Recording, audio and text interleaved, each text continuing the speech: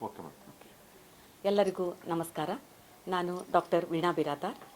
ವರಮಹಾಲಕ್ಷ್ಮಿ ಹಬ್ಬದ ಪ್ರಯುಕ್ತವಾಗಿ PNS Raj news ಕನ್ನಡದ ಒಂದು ವಿಶೇಷ ಪ್ರಯತ್ನ ಸ್ವಾವಲಂಬಿ ಲಕ್ಷ್ಮಿಯರು ಈ ಕಾರ್ಯಕ್ರಮದ ಅಂಗವಾಗಿ ಇವತ್ತು ವರಮಹಾಲಕ್ಷ್ಮಿಯ ಹಬ್ಬದ ಪ್ರಯುಕ್ತವಾಗಿ ಈ ಒಂದು ವಿಶೇಷ ಪ್ರಯತ್ನವನ್ನು ರಾಜ್ ನ್ಯೂಸ್ನವರು ಮಾಡ್ತಾ ಇರೋದು ನಿಜಕ್ಕೂ ಅಭಿನಂದನಾರ್ಹ ಮತ್ತು ಸ್ತುತ್ಯಾರ್ಹ. ಮೊಟ್ಟ ಮೊದಲು ರಾಜ್ ನ್ಯೂಸ್ನವರಿಗೆ ವಿಶೇಷವಾದ ನಮ್ಮೆಲ್ಲ ಮಹಿಳೆಯರ ಪರವಾಗಿ ಅನಂತ ಕೃತಜ್ಞತೆಗಳನ್ನು ತಿಳಿಸ್ತಾ ಎಲ್ಲರಿಗೂ ವರಮಹಾಲಕ್ಷ್ಮಿ ಹಬ್ಬದ ಹಾರ್ದಿಕ ಶುಭಾಶಯಗಳು. ಮಹಿಳೆಯರ ಸ್ವಾವಲಂಬಿ ಜೀವನದ ಕುರಿತು ಮಾತನಾಡುವುದು ನಿಜಕ್ಕೂ ಒಬ್ಬ ಮಹಿಳೆಯಾಗಿ ಮನೆಯ ಒಳಗೂ ಮತ್ತು ಮನೆಯ ಹೊರಗೂ ಎರಡೂ ಪ್ರತಿಯೊಂದು ಜವಾಬ್ದಾರಿಯನ್ನು ಸಮರ್ಥವಾಗಿ ನಿರ್ವಹಿಸುವುದರ ಜೊತೆಗೆ ನಾನು ಕಂಡ ಕೆಲವು ಕನಸುಗಳನ್ನು ನನಸಾಗಿ ಮಾಡಿಕೊಳ್ಳುವಲ್ಲಿ ನಾನಿಟ್ಟ ಹೆಜ್ಜೆಗಳು ಇವತ್ತು ನನಗೆ ಆತ್ಮತೃಪ್ತಿಯನ್ನು ನೀಡುತ್ತಿವೆ. ನಾನು ಮೊದಲನೆಯದಾಗಿ ನನ್ನದೇ ಆದ ಒಂದು ಶಿಕ್ಷಣ ಸಂಸ್ಥೆಯನ್ನು ಆರಂಭಿಸಬೇಕೆನ್ನುವ ಒಂದು ಸಂಕಲ್ಪವನ್ನು ಮಾಡಿಕೊಂಡಿದ್ದೆ. ಅದರ ಅಂಗವಾಗಿ 2017-18ರಲ್ಲಿ ನಮ್ಮದೇ ಆದಂತಹ ಶ್ರೀ ಸಾಯಿ PU ಸೈನ್ಸ್ ಮತ್ತು ಕಾಮರ್ಸ್ ಕಾಲೇಜನ್ನು ಆರಂಭ ಮಾಡಿದೆ.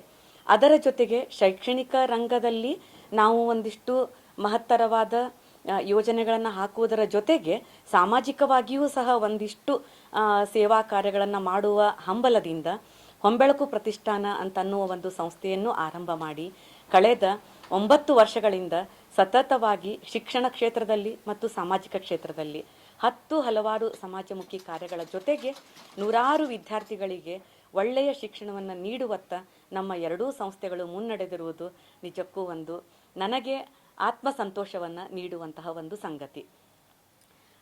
ಈ ಎರಡೂ ಜವಾಬ್ದಾರಿಗಳನ್ನು ಸಮರ್ಥವಾಗಿ ನಿರ್ವಹಿಸುವಲ್ಲಿ ಮಹಿಳೆಯರಿಗಾಗಿ ನಾವು ಅನೇಕ ಸಮಸ್ಯೆಗಳನ್ನು ಎದುರಿಸುವಂತಹ ಸಂದರ್ಭಗಳು ಎದುರಾಗುತ್ತವೆ.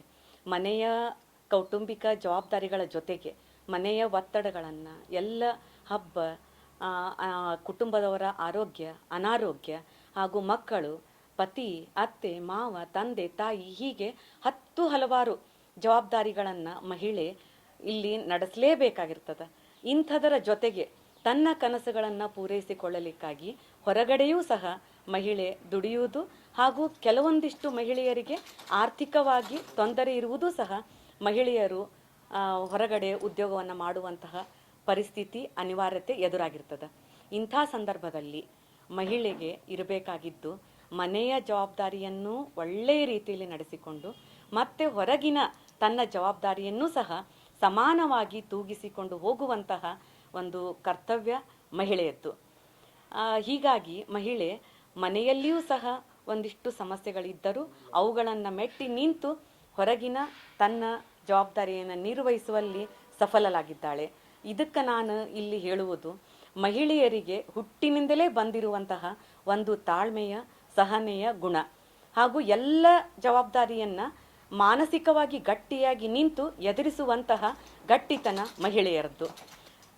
ದೈಹಿಕವಾಗಿ ಒಂದಿಷ್ಟು ದುರ್ಬಲತೆ ಇದ್ದರೂ ಸಹ ಮಾನಸಿಕವಾಗಿ ಮಹಿಳೆಯರು ಸಬಲರು. ಯಾವುದೂ ಸಹ ಅಸಾಧ್ಯ ಅನ್ನುವುದು ಮಹಿಳೆಗೆ ಇಲ್ಲ ಅಂತ ಅನ್ನುವುದೇ ನನ್ನ ಒಂದು ಭಾವನೆ. ಯಾಕಂದ್ರೆ ಈಗ ಬಹಳಷ್ಟು ಕಡೆ ನೋಡ್ತಾ ಇದ್ದೀವಿ, ಮಹಿಳೆ ಸಾಧನೆ ಮಾಡದೇ ಇರುವಂತಹ ಯಾವುದೇ ಕ್ಷೇತ್ರ ಇಲ್ಲ. ಪ್ರತಿಯೊಂದು ಕ್ಷೇತ್ರದಲ್ಲಿಯೂ ಇವತ್ತು ಮಹಿಳೆ ಪುರುಷರಿಗೆ ಸರಿ ಸಮಾನವಾಗಿ ನಿಂತು ಎಲ್ಲ ಕಾರ್ಯಗಳಲ್ಲಿಯೂ ಮಂಚೂಣಿ ಸ್ಥಾನವನ್ನು ಪಡೆದು ನಿಂತಿರುವುದು ನಮ್ಮೆಲ್ಲ ಮಹಿಳೆಯರಿಗೂ ಒಂದು ಗೌರವದ ಸಂಗತಿ. ಬಹಳಷ್ಟು ಸ್ತ್ರೀಯರನ್ನು, ಮಹಿಳೆಯರನ್ನು, ಸಾಧಕಿಯರನ್ನು ನಾವು ಹೆಸರಿಸಬಹುದಾಗಿದೆ.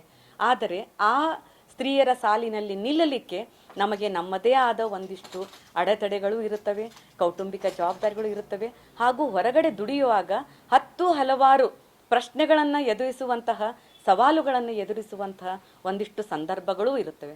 ಆದರೆ ಆ ಸ್ಥಿತಿಯಲ್ಲಿ ನಮ್ಮ ಮಹಿಳೆಯರಿಗಿರಬೇಕಾಗಿದ್ದು ನಾವಿಟ್ಟ ಹೆಜ್ಜೆ ಸರಿ ಇದ್ದರೆ, ನಮ್ಮ ಹೆಜ್ಜೆಗಳು ಆತ್ಮಕ್ಕೆ ತೃಪ್ತಿ ನೀಡುವಂತಿದ್ದರೆ ಸಾಕು.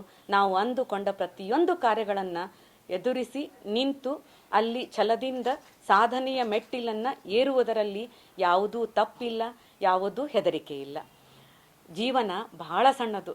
ಎಷ್ಟು ಸಣ್ಣದಂತಂದ್ರೆ ಕಣ್ಣು ತೆರೆದರೆ ಜನನ, ಕಣ್ಣು ಮುಚ್ಚಿದರೆ ಮರಣ. ನಡುವೆ ಪಿಳುಕಿಸುವ ಒಂದಿಷ್ಟು ಸಣ್ಣ ಅವಧಿ ಅದಲ್ಲ, ಅದಿಷ್ಟೇ ನಮ್ಮ ಜೀವನ. ಇಂತಹ ಜೀವನವನ್ನು ದೇವರು ಕೊಟ್ಟ ಅದ್ಭುತ ಕೊಡುಗೆ ನಮ್ಮ ಜೀವನ, ಮನುಷ್ಯ ಜನ್ಮ. ಇಂಥದನ್ನು ಸಾರ್ಥಕವನ್ನಾಗಿ ಮಾಡಿಕೊಳ್ಳುವುದು ನಮ್ಮ ಕೈಯಲ್ಲಿದೆ. ಒಂದಿಷ್ಟು ಹೆಜ್ಜೆಗಳನ್ನು ಜೀವನದ ಪಥದಲ್ಲಿ ದಾಟಿದ ನಂತರ ಹಿಂದಿರುಗಿ ನೋಡಿಕೊಂಡವಂತಂದ್ರೆ ಆ ಹೆಜ್ಜೆಗಳು ನಮಗೆ ಆತ್ಮತೃಪ್ತಿಯನ್ನು ತಂದು ಕೊಡಬೇಕು.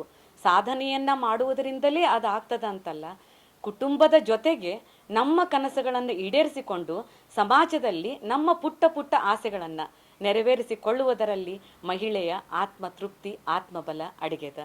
ಆದ್ರೆ ಈ ಪಥದಲ್ಲಿ, ಈ ಒಂದು ಸಾಧನೆಯ ಹಾದಿಯಲ್ಲಿ ಕುಟುಂಬದವರ ಪ್ರೋತ್ಸಾಹವೂ ಅವರ ಸಹಕಾರವೂ ಅಷ್ಟೇ ಮುಖ್ಯವಾದದ್ದು.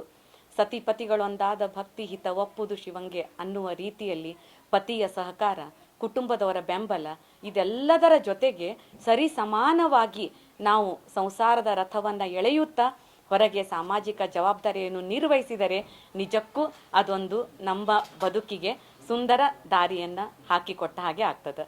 ಇದರ ಮೂಲಕ ನಾನು ಮಹಿಳೆಯರಿಗೆ ಹೇಳುವುದಂತಂದ್ರೆ, ಪ್ರತಿಯೊಂದು ನನ್ನ ಕಾರ್ಯಕ್ರಮದಲ್ಲಿ ನಾನು ಹೇಳ್ತಾ ಇರ್ತೀನಿ, ದಿಲ್ ಹೇ ಛೋಟಾ ಸಾ ಛೋಟಿ ಸಿ ಆಶಾ, ಮಸ್ತಿ ಭರೆ ಮನ್ಕೆ ಭೋಲಿ ಸಿ ಆಶಾ, ಚಾಂದ್ ತಾರೋಂ ಕೋ ಛೂನೆ ಕಿ ಆಶಾ, ಆಸಮಾನೋ ಸೆ ಉಡನೆ ಕಿ ಆಶಾ. ಪುಟ್ಟ ಪುಟ್ಟ ಹೃದಯಗಳಲ್ಲಿ, ಪುಟ್ಟ ಪುಟ್ಟ ಮನಸ್ಸುಗಳಲ್ಲಿ ಸಾಕಷ್ಟು ಕನಸುಗಳನ್ನು, ಭರವಸೆಗಳನ್ನು, ಆಕಾಂಕ್ಷೆಗಳನ್ನು, ಅಪೇಕ್ಷೆಗಳನ್ನು ನಾವು ಇಟ್ಕೊಂಡಿರ್ತೀವಿ. ಅದರ ಸಾಧನೆಯ ಹಾದಿಯೊಳಗೆ ನಾವು ಈಡೇರಿಸಿಕೊಳ್ಳುವಲ್ಲಿ ಏನಾದರೂ ಒಂದಿಷ್ಟು ಅಡೆತಡೆಗಳು ಬಂದ್ರೆ ಹೆದರುವುದು ಅವಶ್ಯ ಇಲ್ಲ, ಅಂಜುವುದು ಬೇಡ, ಅಳುಕುವುದು ಬೇಡ. ಆತ್ಮವಿಶ್ವಾಸದಿಂದ, ಧೈರ್ಯದಿಂದ ಸರಿಯಾದ ಹೆಜ್ಜೆಗಳನ್ನು ಇಡುತ್ತಾ ಮುನ್ನಡೆದರೆ ಸಾಕು, ನಾವು ಅಂದುಕೊಂಡದ್ದನ್ನು ಸಾಧಿಸಲಿಕ್ಕೆ ಸಾಧ್ಯ ಆಗ್ತದ ಅಂತ ಅನ್ನೋದು ನನ್ನ ಅಭಿಪ್ರಾಯ ಹಾಗೂ ನನ್ನ ಸ್ವಂತ ಇದು ಪ್ರಯತ್ನ. ಮತ್ತು ನಾನು ಸ್ವಂತ ಇದನ್ನು ಸಾಧಿಸಿಕೊಂಡಿದ್ದು ಅಂತ ಹೇಳಲಿಕ್ಕೂ ಸಹ ಇದು ಅತಿಶಯೋಕ್ತಿ ಅನ್ನಿಸ್ತಾ ಇಲ್ಲ. ಮಹಿಳೆಯರಿಗೆ ಮತ್ತೊಂದು ಕಿವಿ ಮಾತು, ಸಮಾಜದಲ್ಲಿ ಇರುವಾಗ ಏನೇ ಟೀಕೆಗಳು ಬರಲಿ ಅಥವಾ ಹೊರಗಡೆ ವಿಮರ್ಶೆಗಳು ಬರಲಿ, ಅದಕ್ಕೆ ಮನನೊಂದು ಮುಂದಿಟ್ಟ ಹೆಜ್ಜೆಯನ್ನು ಹಿಂದಿಡೋದು ಬೇಡ.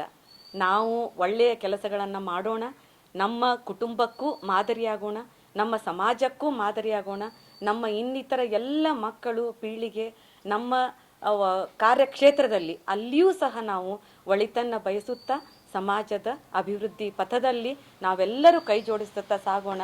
ಒಬ್ಬ ಮಹಿಳೆ ಮನಸ್ಸು ಮಾಡಿದರೆ ಏನೆಲ್ಲವನ್ನ ಸಾಧಿಸಲಿಕ್ಕೆ, ಪರಿವರ್ತನೆ ಮಾಡಲಿಕ್ಕೆ ಸಾಧ್ಯ ಆಗ್ತದ ಅಂತ ಹೇಳ್ತಾ, ಮತ್ತೊಂದು ಮಾತು, ಕಷ್ಟಗಳು ನಮಗೆ ಬರ್ತಾವಲ್ಲ ಮಹಿಳೆಯರಿಗೆ, ಎಲ್ಲ ರೀತಿಯ ಕಷ್ಟಗಳು ಅವು ಬರೋದು ನಮ್ಮ ಸಾಧನೆಗೆ ಅಡ್ಡಿ ಅಂತ ನಾವು ತಿಳ್ಕೊಳ್ಳೋದು ಬೇಡ. ಅವು ನಾವು ಸಾಧನೆ ಮಾಡಲಿಕ್ಕೆ ನಮಗೆ ಒಂದು ದಾರಿ ತೋರುವ ಮಾರ್ಗಗಳಂತ ಅಂದುಕೊಂಡು ಮುನ್ನಡೆಯೋಣ. ಆತ್ಮವಿಶ್ವಾಸ ಇರಲಿ, ನಗುಮುಖ ಇರಲಿ, ಛಲ ಇರಲಿ, ಧೈರ್ಯ ಇರಲಿ, ಪ್ರತಿಯೊಂದನ್ನು ಸಾಧಿಸಿ ಎಲ್ಲದರ ಜೊತೆಗೆ ನಮ್ಮ ಕನಸುಗಳ ಈಡೇರಿಸೋಣ ಅಂತ ಮತ್ತೊಮ್ಮೆ ಎಲ್ಲ ಸಹೋದರಿಯರಿಗೂ ವರಮಹಾಲಕ್ಷ್ಮಿ ಹಬ್ಬದ ಪ್ರಯುಕ್ತವಾಗಿ ಹಾರ್ದಿಕ ಶುಭಾಶಯಗಳನ್ನ ತಿಳಿಸ್ತಾ, ವರಮಹಾಲಕ್ಷ್ಮಿ ಹಬ್ಬ ಪ್ರತಿಯೊಬ್ಬರ ಕುಟುಂಬದವರಿಗೂ ಒಂದು ಒಳ್ಳೆಯ ಆರೋಗ್ಯ, ಐಶ್ವರ್ಯ, ಸುಖ, ಶಾಂತಿ, ನೆಮ್ಮದಿ ಎಲ್ಲವನ್ನ ದೇವಿ ದಯಪಾಲಿಸಲಿ ಅಂತ ಆಶಿಸ್ತಾ, ಮತ್ತೊಮ್ಮೆ ಎಲ್ಲರಿಗೂ ವರಮಹಾಲಕ್ಷ್ಮಿ ಹಬ್ಬದ ಹಾರ್ದಿಕ ಶುಭಾಶಯಗಳು.